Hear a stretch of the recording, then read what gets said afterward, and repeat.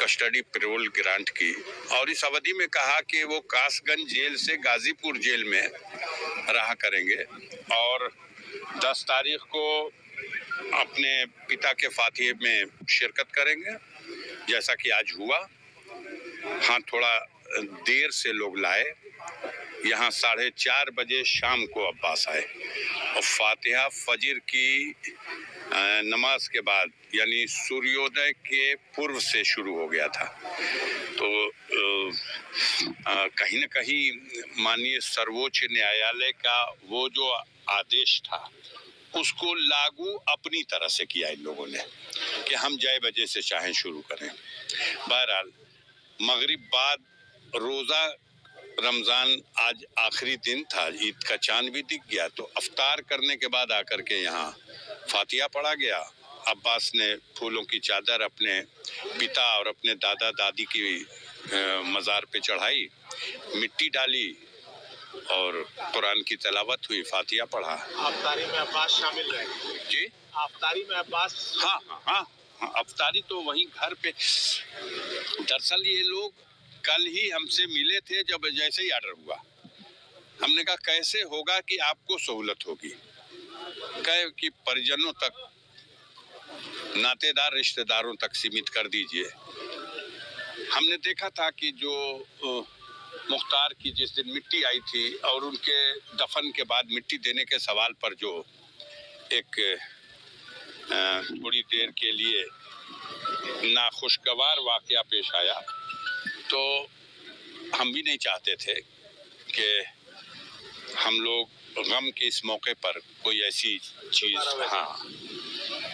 हाँ, अब जैसे कहिए तो जैसे उन्होंने बताया, पहले उन्होंने एक पत्र दिया एसपी साहब का और उस पत्र पर ही कहा उन्होंने जो कार्यक्रम है लिख दीजिए। मैंने आज की तिथि का और कल 11 तारीख ईद का दिन है, पूरे देश में ईद मनाई जा रही है। हमारे घर में ईद खुशी के पर्व के रूप में नहीं मनाई जाएगी, लेकिन मुख्तार अब जिंदा नहीं रहे तो उनके न रहने में, दुनिया में वो नहीं है तो उनके न रहने की ये पहली ईद होगी।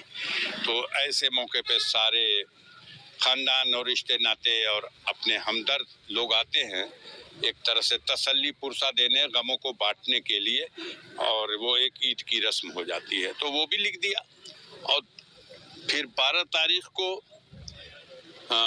मुख्तार को दफन किया गया है। यहाँ मौत तो हो गई थी 28 तारीख को, लेकिन दफन से जोड़ा जाता है तो दफन हुआ 30 तारीख को।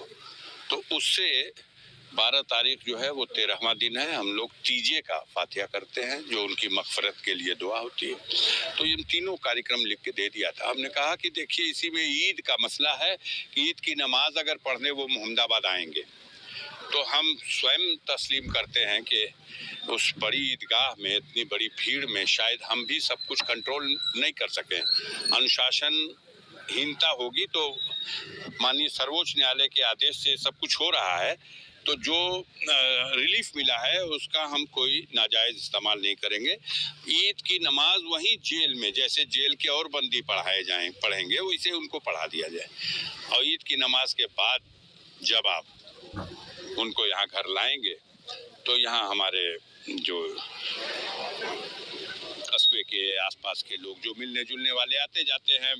पहली ही ईद ऐसी है जब मुख्तार अंसारी इस दुनिया में नहीं रहे, तो